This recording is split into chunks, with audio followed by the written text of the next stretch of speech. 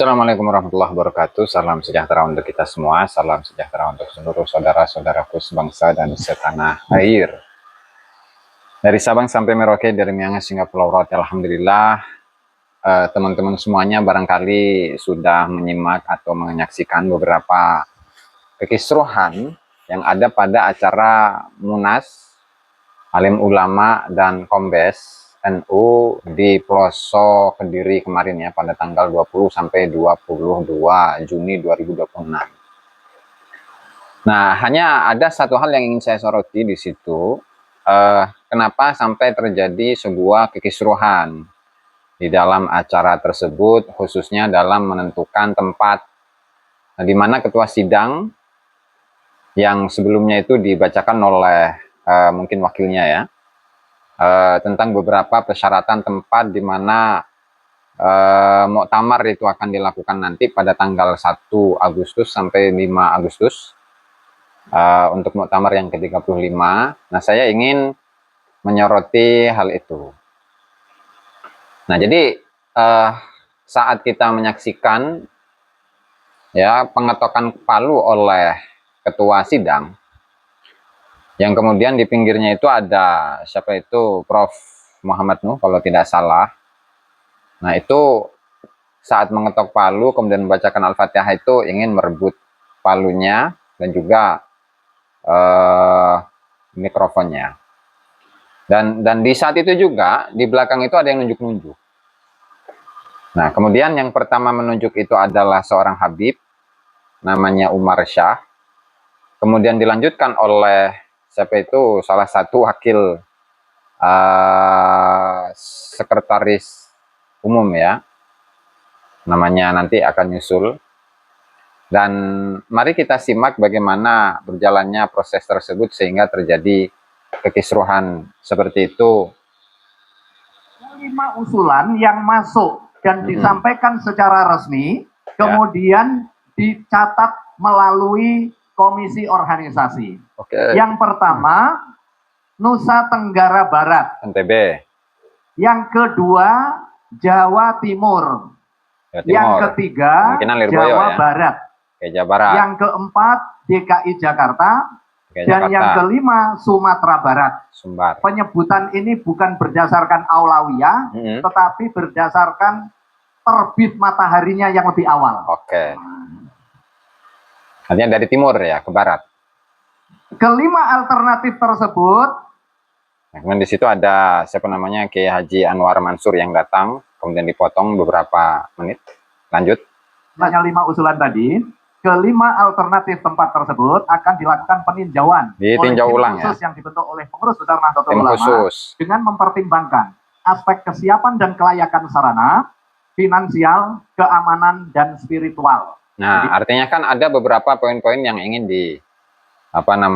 ya katakanlah syarat gitulah oleh tim khusus dari PBNU untuk menentukan kira-kira tempat mana yang paling berhak, katakanlah seperti itu, untuk dijadikan tempat muktamar PBNU yang ke-35. Nah, tentu ada beberapa aspek tinjauan yang diantaranya itu adalah keamanan, finansial, kemudian juga aspek tadi yang terakhir itu spiritual. Oke, kita lanjut ya. Artinya PBNU itu sudah memiliki tim khusus ya, yang kemudian nanti akan menentukan mana kira-kira tempat yang layak untuk dijadikan sebagai tempat muktamar PBNU ke depan. Lanjut. Sarana, finansial, keamanan, dan spiritual. Jadi 4 pertimbangan ini. Ya. Kemudian soal waktu nanti Pak Ketua SC yang akan menyampaikan. Oke, waktunya. Yang terakhir ada usulan yang belum terbahas. Nah, ini hebatnya komisi organisasi. Belum terbahas pun dibahas. Oke. Yang pertama, ketentuan terkait dengan tenggat waktu pengunduran diri sebagai pengurus partai untuk menjadi pengurus NU. Yang kedua, hak suara badan otonom pada permusyawaratan tertinggi NU di setiap tingkatan. Ini ditetapkan di Kediri pada tanggal 22 dini hari Juni 2026. Pimpinan sidang komisi organisasi, Kiai Haji Miftah Fakih, Asrarun Niam Soleh, Kiai Haji Syamsul Munir. Tim perumus, Kiai Haji Raden Ahmad Azaim Ibrahim, Sarjana Syariah, Master Hukum, PhD. Yang kedua Gus Taj Yasin Maimun, yang ketiga Profesor Dr. Insinyur Kiai Haji Muhammad Nuh, yang keempat kita lompat ya. Saleh. Kita lompat saja karena terlalu panjang itu namanya. Ya. Dr. Marah Halim, yang ke-16 Profesor kita lompat. Pimpinan sidang pleno. Oke. Hajah Titin. Terima kasih. Terakhir 21 nama itu. Serahkan sepenuhnya kepada pimpinan sidang pleno. Sidang. Terima kasih kepada Kiai Miftahfati dan ya Perumian yang telah menyampaikan beberapa usulan-usulan. Di antara adalah perubahan adik-adik yang tentu kita maklumi, nanti akan dibahas di dalam muktamar, tidak di forum Munas Komisi. Yang penting kami sampaikan di sini perlu bahwa muktamar yang akan datang yang sudah diputus di rapat pleno itu tanggal dan bulan, yaitu tanggal 1 sampai tanggal 5 bulan Agustus. Untuk tempat Yun Sewu saya akan sampaikan di sini satu. Karena tadi itu sudah ada tim khusus ya yang untuk katakanlah untuk memverifikasi kira-kira tempat mana yang layak untuk dijadikan sebagai tuan rumah muktamar PBNU yang ke-35 ya. Lanjut. Kombes, tempat muktamar harus di pondok pesantren yang ada santrinya. Nah, pondok pesantren tidak di pondok pesantren yang nggak ada santrinya. Pondok gede nggak ada santrinya. Namanya pondok cabai, pondok rambutan dan lain-lain. Ini penting kami sampaikan di sini. Ini keputusan pleno. Yang kedua bahwa kenapa di pondok kita sudah mendengarkan dawuhnya para masyayikh kita. Alhamdulillah di sini rawuh Kiai Nurul Hidayat Jazuli dan Kiai Anwar Mansur. Ini sesepuh kita semua, warga NU dan umat NU.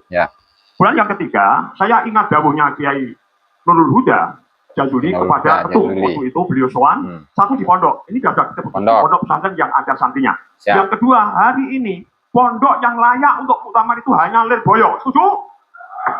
Nah, ini yang jadi soal ini. Artinya kan ini sebenarnya belum ada kesepakatan ya. Nah, karena ini juga rapat pleno. Nah, tiba-tiba kemudian sidang pimpinan sidang itu langsung mengetok palu.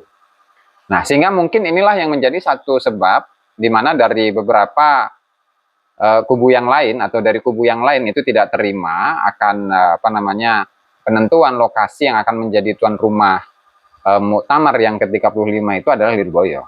Nah, entah apa yang menjadi motif atau yang menjadi latar belakang akan ketidaksetujuan tersebut, Allahu a'lam itu. Walhasil ya kita mungkin nanti bisa akan menganalisa kenapa ada penolakan dari beberapa kubu atau sebagian kubu yang tidak terima bahwa yang menjadi tuan rumah pada muktamar yang ke-35 itu adalah Pondok Pesantren Lirboyo. Nah, tentu teman-teman itu sudah memiliki pandangan-pandangan yang kemudian diabadikan dalam tulisan-tulisan ya. Mungkin dalam kesempatan yang lain itu akan kita ulas, akan kita bahas. Kita lanjut saja. Enggak. Tadi sudah. Ini kan dasarnya Nyuwun Sewu. Dasarnya adalah usulan-usulan satu. Nanti dulu. Ini kita bidoli sesepuh. Satu, usulan dari beberapa cabang yang sudah masuk ke PBNU. Yang kedua, kesiapan surat kepada PBNU, kesiapan dari kesediaan Lirboyo sebagai tempat muktamar. Sekali lagi setuju? Al-Fatihah. Alhamdulillah. Di sini ya. Lanjut. Rahmanirrahim. Alhamdulillahirabbil alamin. Arrahmanirrahim. Maliki yaumiddin. Iyyaka na'budu wa iyyaka nasta'in. Ihdinas siratal mustaqim. Shiratal ladzina an'amta 'alaihim ghairil maghdubi alaihim waladdallin. Monggo. Nanti dulu. Nah, di situ ada tunjuk-tunjukkan nanti. Ya. Tenang ya. Nah, kemudian di sini Rais Am ya, Mbah Rais Am, Kiai Haji Miftahul Ahyar itu pun juga mengeluarkan vetonya gitu, penolakan atas apa yang disebutkan sebelumnya ya. Oke, lanjut. Kita bermunas di sini itu untuk mencari berkah. Ya, mencari berkah. Dalam persaudaraan, ya, kerukunan yang kita utamakan. Ya. Tadi malam saya sampai jam 12. Oke. Bertanya tentang keputusan di mana tempatnya muktamar. Oke. Jawab dikembalikan pada PBNU. Saya kaget karena ini haknya PBBW. Ya, selama ini PBNU yang menentukan tentang tempat muktamar.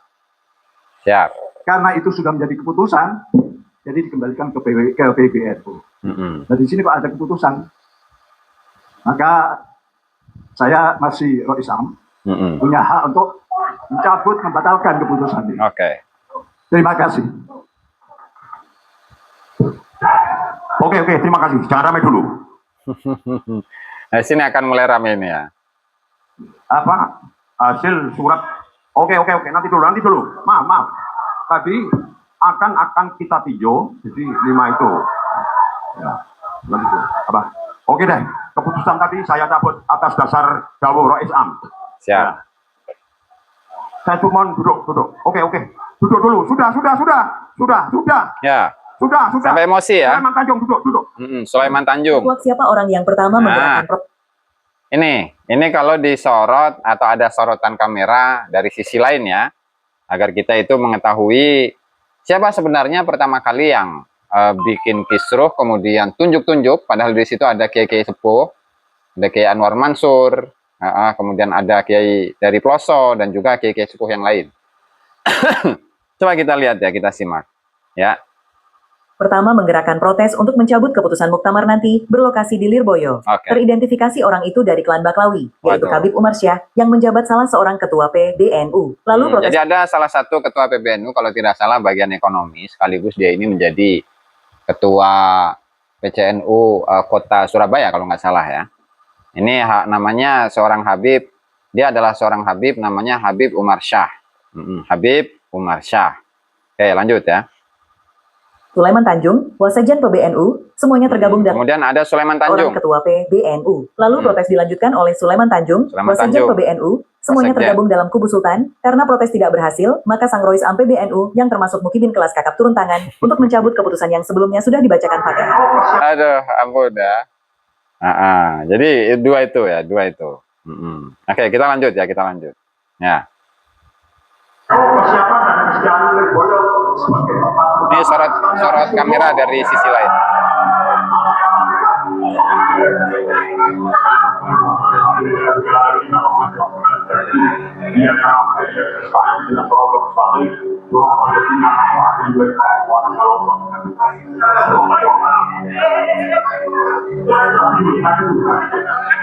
Tuh, lihat tuh.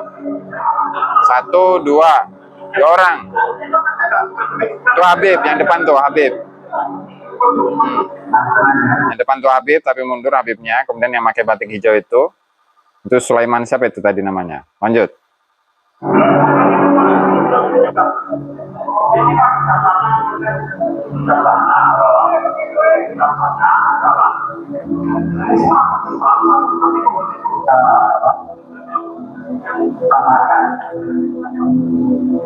Tadi malam sampai jam 12 tanya tentang keputusan gimana penempatan selamat. Jawab dikembalikan barang bukti. Saya kaget dan ini haknya diri. Ini udah tadi ya. Jadi begitu teman-teman ya. Oke. Coba yang dari sisi baris depan itu di siapa aja di situ?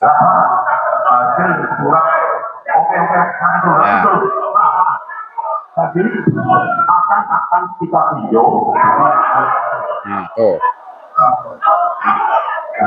Oke deh. Tadi saya cabut jauh Rois Am. Ya. Saya cuma duduk. Oke. Duduk dulu. Sudah.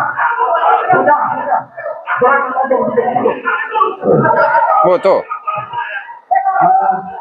Ini ada apa sebenarnya gitu? Nah itu ada Gus Kausar segala tuh. Nah.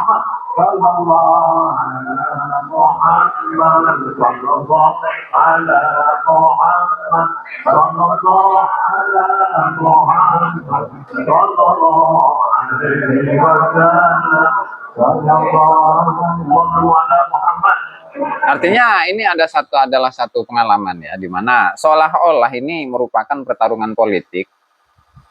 Nah, artinya kisruh atau suasana yang panas di sidang pleno Kombes ya, PBNU di Ploso, itu seolah-olah seperti sidang panas yang ada di MPR atau perebutan semacam jabatan politik gitu loh. Apakah mereka itu lupa gitu dengan bagaimana yang NU itu sangat menghormati para ulama, terlebih lagi dalam momen tadi itu ada dua kiai sepuh, kiai dari Ploso dan kiai dari Lirboyo. Nah, kemudian kepentingannya apa gitu loh, seolah-olah Nahdlatul Ulama ini bukan perkumpulan para ulama, tetapi di situ adalah perkumpulan para pejabat-pejabat yang menginginkan suatu jabatan politik atau menginginkan kursi gitu ya. Ya setidaknya inilah gambaran ya teman-teman, bahwa di situ ada Habibnya pertama kali yang nunjuk-nunjuk itu, kemudian diikuti oleh siapa tadi, Wasekjen PBNU, yang dia itu merupakan salah satu komisaris juga itu. Masya Allah, ini luar biasa ya. Ya mungkin itu saja yang dapat saya sampaikan dalam kesempatan kali ini. Terima kasih. Wallahul muwaffiq ila aqwamit thoriq. Assalamualaikum warahmatullahi wabarakatuh.